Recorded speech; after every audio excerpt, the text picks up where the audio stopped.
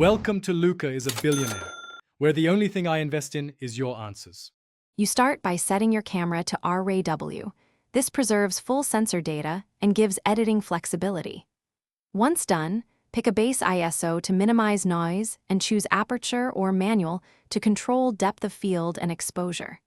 Make a test frame and check the histogram for clipped highlights or shadows. That tells you if exposure needs shifting. Make sure to set white balance to a neutral preset or auto as a starting point. RAW keeps color data, so you can adjust later. Now refine exposure and sharpness. You should read the histogram and enable highlight warnings so you don't clip important detail. If scene contrast is too high, bracket by 1 to 3 stops. For focus, prefer single point AF or switch to manual and magnify in live view to ensure critical sharpness. Also stabilize the camera.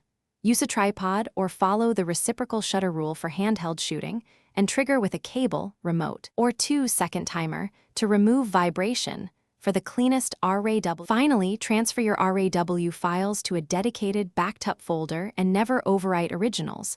This preserves maximum latitude for future edits.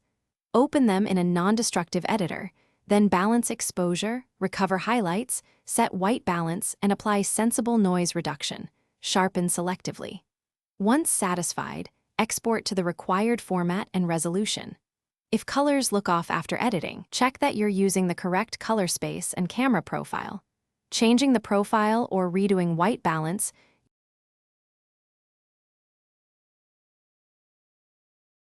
Thanks for watching and please subscribe. It's the best investment you'll ever make.